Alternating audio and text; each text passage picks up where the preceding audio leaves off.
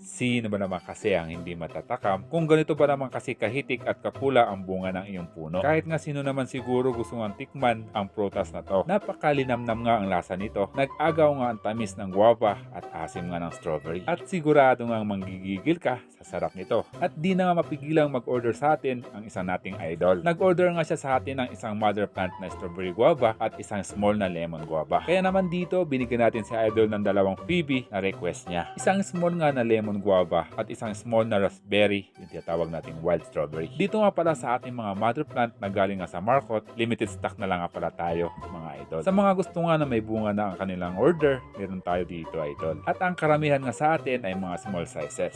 Excited na nga dito si idol na makita nga ang kanyang mga halaman. Kaya naman agad na nga natin itong ipak para makarating na. Gusto na nga kasi dito ni idol na matikman ang bunga ng ating strawberry guava. Kaya naman ang in-order nga sa atin ni idol ay ang mga may bunga na. Siya nga pala sa mga nagtatanong nga, pwede nga ito sa Highlands at Lowlands. So dito, GRS nga ang career natin at door to door na. At mula Baguio papunta nga itong Tanza, Cavite.